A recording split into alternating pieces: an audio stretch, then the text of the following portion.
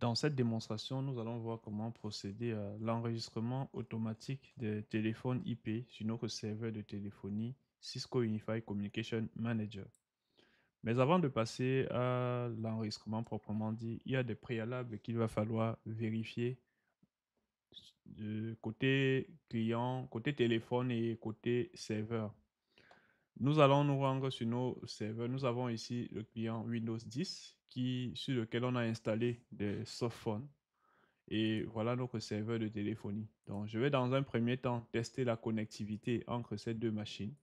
Puisque déjà, si les machines communiquent, ça veut dire que nos softphones ici, qui sont installés sur le poste client Windows 10, vont pouvoir contacter notre serveur de téléphonie Cisco Unified Communication Manager.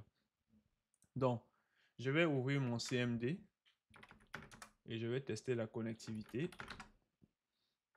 192, c'est 192.168.125.100.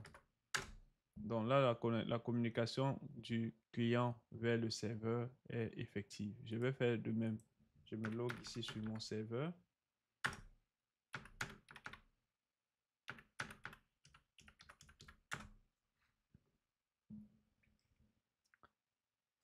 Donc, je vais tester également la connectivité du serveur de téléphonie vers le client Windows. La commande, c'est util network. Et maintenant, ping. Quelle est l'adresse IP de mon client ici? Je vais vérifier. ipconfig 192.168.125.129. D'accord. 192.168.125.129. Est-ce que la communication du serveur vers le client fonctionne? Je vais patienter quelques instants.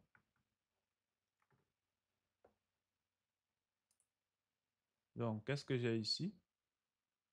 J'ai 4 paquets transmis, 0 reçu. Donc, ça veut dire que la connectivité n'est pas établie entre mon client, entre mon serveur de téléphonie et le client Windows.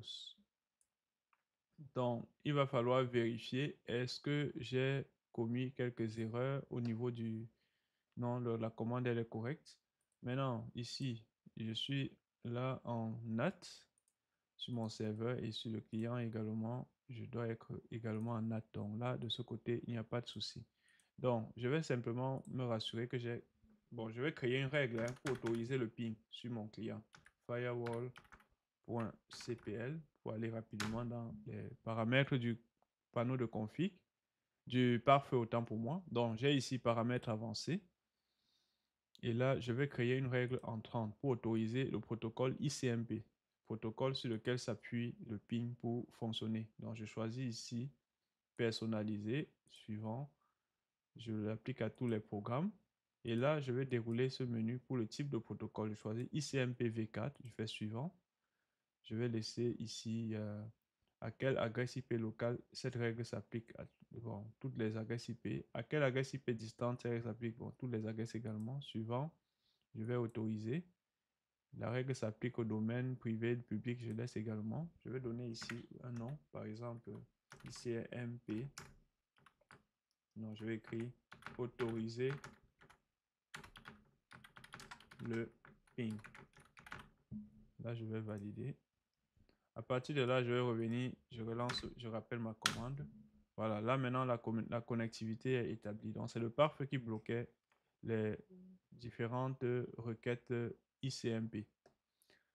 À partir de là, maintenant, j'ai donc la possibilité de pouvoir poursuivre avec la configuration sur mon serveur de téléphonie des paramètres nécessaires à l'enregistrement automatique de mes différents téléphones. Ici, j'ai le dossier Multilab, je l'avais déjà installé. C'est un softphone qui a été développé par IP Blue. Donc, nous avons ici 8 téléphones qui peuvent être démarrés en même temps. Ce que je vais faire aussi, je me rends ici dans Setup Phone Wizard pour renseigner l'adresse IP de mon TFTP serveur. Il s'agit ici de mon serveur de téléphonie 192.168.125.100. Je vais renseigner ici une MAC adresse à 12 chiffres. Donc, je laisse même le modèle de téléphone là, comme ceci. Je fais pareil aussi là. Non, je peux même copier, hein. C'est même mieux que je copie et je colle simplement dans les autres cases puisque ce sont les mêmes adresses IP du TFTP. Oh, attention. CTRL V, CTRL V, CTRL V.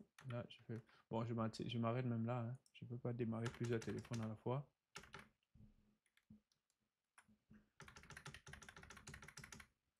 Il nous faut au minimum 12 chiffres, 12 caractères. Bon, je vais laisser à 12.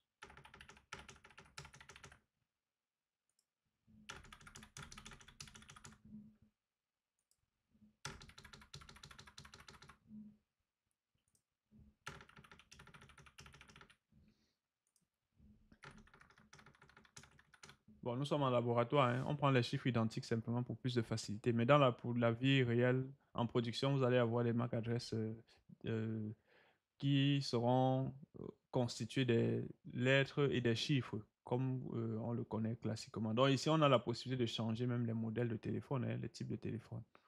Donc, par exemple, je peux... Bon, on va même laisser ça comme ça, hein. C'est simplement pour la démo, mais vous pouvez librement changer. Je vais me contenter de ces différents téléphones. Je pourrais aussi ajouter le huitième, hein. Je fais OK. Ça, c'est pour mes softphones. Maintenant, on a aussi le modèle IP Communicator. Donc, je vais aussi renseigner l'adresse IP de mon TFTP. Je fais un bouton droit. Je l'exécute en tant qu'administrateur pour pouvoir éditer les paramètres de mon softphone. Je venais de l'installer, donc j'ai cette assistance. Quand vous venez d'installer, vous avez cette assistance. C'est simplement pour tester l'audio et également le haut-parleur. Donc, vous voyez là, je clique suivant. On me dit ici de vouloir veiller à utiliser le périphérique de lecture ci-dessous. Donc, je vais cliquer sur lire. Donc là, ça me permet de savoir que j'ai la tonalité déjà. Je peux aller sur suivant. Là aussi, c'est pour tester le volume. Donc, je peux soit augmenter ou diminuer. Donc, ça, c'est pour le microphone. Je fais suivant, terminé. Donc, voilà, je vais autoriser l'accès côté pare-feu. Voilà mon programme qui va se lancer. Et dans ce programme, je vais devoir inscrire simplement l'adresse IP de mon serveur TFTP. Donc, je patiente quelques petits instants. Ça ne sera pas long.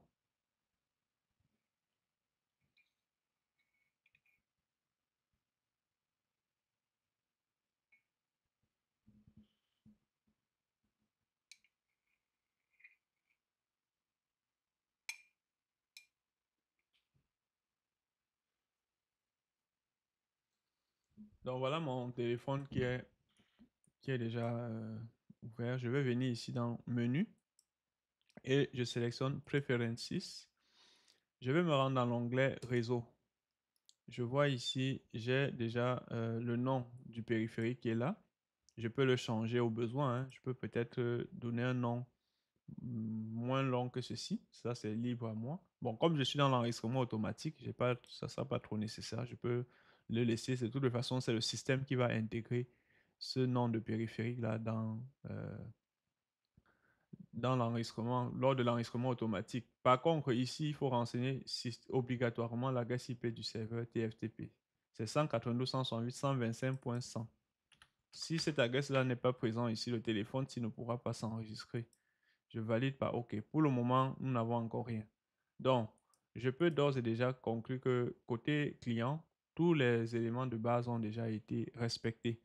Je vais me retourner sur ma plateforme ici pour continuer avec d'autres éléments de base. Avant de configurer l'enregistrement automatique, il faut déjà se rassurer qu'on a deux services essentiels qui doivent être démarrés. Donc, je me rends ici sur Cisco Unified Service Availability. Je clique sur Go.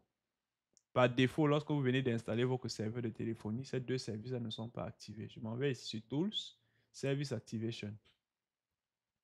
Et dans ce menu, je dois ici m'intéresser à deux services, Cisco Call Manager et Cisco TFTP. Donc, je vais cocher ces deux services-là qui sont essentiels pour l'enregistrement des téléphones, pour le téléchargement. Le TFTP va permettre, par exemple, au téléphone de pouvoir télécharger les firmware, télécharger les configurations qu'on aura inscrites. Donc, ces deux éléments, ces deux services, ils sont essentiels. Je vais simplement venir sauvegarder comme ceci. Donc, ça va prendre quelques petites secondes. On va patienter. Une fois que l'activation de ces deux services est terminée, on va retourner sur notre menu. Donc, je reviens ici sur Cisco Unified CM Administration. Je clique sur Go pour retourner à mon interface. Maintenant, à ce stade, il va falloir donc configurer l'enregistrement automatique des différents téléphones.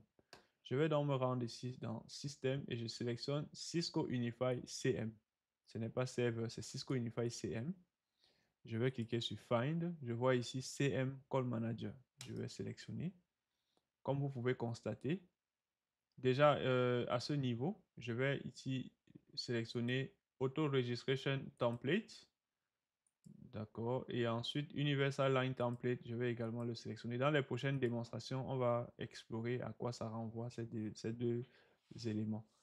Maintenant, le numéro, nous avons ici Starting Directory Number, Ending Directory Number.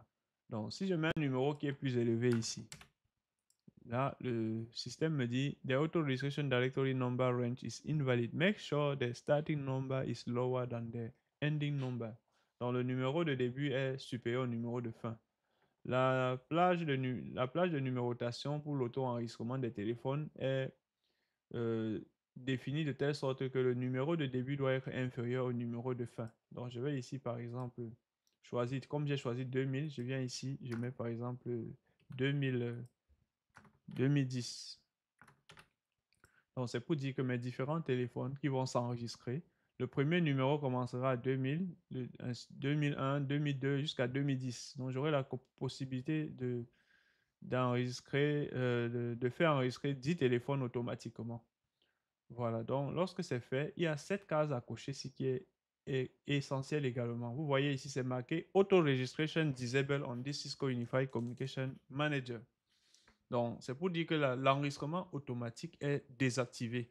Il va falloir donc décocher cette case pour autoriser l'enregistrement automatique des téléphones. Et là, lorsque c'est fait, je vais simplement sauvegarder. Donc, on a ajouté les templates ici. On va s'intéresser au template Auto Registration Template ici pour supprimer une URL qui bloque aussi l'enregistrement des téléphones. Donc, pour ce faire, je me rends ici dans User Manager, User Phone Add. Je vois ici User Device Template. C'est à l'intérieur de ce composant que nous avons Auto Registration Template. Je sélectionne, je clique sur Find. Et là, je peux voir ici Auto Registration Template. Je vais sélectionner ce premier lien. Je vais m'intéresser ici à Service Configuration Settings. C'est ce paramètre-ci que je vais devoir supprimer, cette URL. En fait, cette URL, si je la laisse, lors de l'enregistrement des téléphones IP, on aura quelques soucis. Étant donné qu'on a supprimé précédemment les dépendances DNS, et nous n'avons pas dans notre cas ici un serveur de certificat, le téléphone n'aura pas la possibilité de pouvoir interpréter cette URL. Donc, il est donc important de pouvoir supprimer cela. Donc, je vais supprimer cette URL et je vais simplement sauvegarder. Donc, la sauvegarde étant effectuée, ça veut dire que j'ai déjà respecté tous les éléments nécessaires à l'enregistrement automatique de mes téléphones. Donc, je vais retourner sur mon client Windows et pour redémarrer déjà ce téléphone, ce softphone, je peux faire ici Settings une fois, étoile, étoile, dièse, étoile, étoile. Et là, le téléphone va devoir redémarrer. Et lors du redémarrage, ce téléphone est censé prendre le premier numéro dans notre plage, c'est 2000. Bon, on peut bien voir ici qu'on a le numéro 2000, donc ça, le redémarrage n'a pas terminé. On va patienter un tout petit peu. Donc, le premier téléphone à s'enregistrer va prendre le premier numéro dans la plage. Voilà, on peut voir ici que le téléphone télécharge les fichiers de configuration. C'est download. Voilà, ce sont les fichiers de configuration nécessaires au fonctionnement. Donc, on a ici le numéro 2000. Si je clique même là, je peux voir que j'ai la tonalité. Je peux entendre que j'ai la tonalité. Voilà. On va faire de même pour le multilab ici. Donc, je vais démarrer les différents softphones. Premier softphone, je le démarre.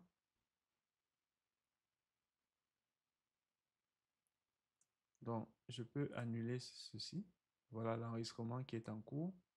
Avec sa MAC adresse qu'on avait renseignée, c'était 12 fois le chiffre 1. Donc, c'est voilà 2001. Donc, on avait le premier téléphone qui était 2000. Le second à être enregistré, c'est 2001. On va démarrer le troisième ici. Bon, le deuxième dans le multilab.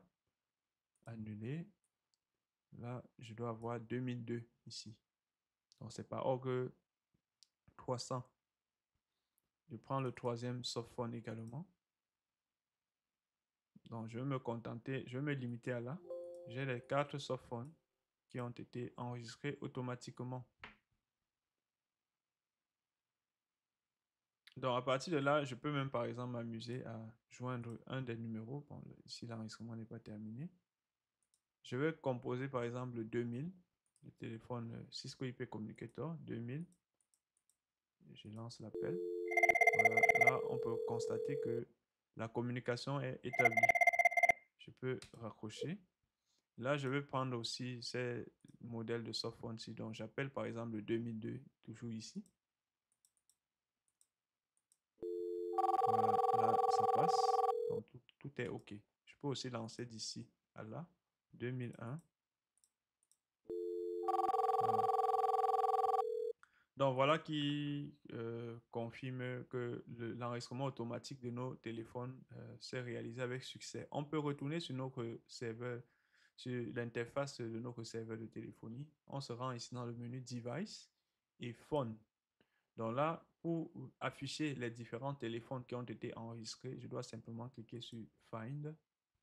Et là, je peux voir la liste des téléphones. J'en avais démarré 4. On a déjà le Cisco IP Communicator. On voit Auto avec le numéro qui est 2000.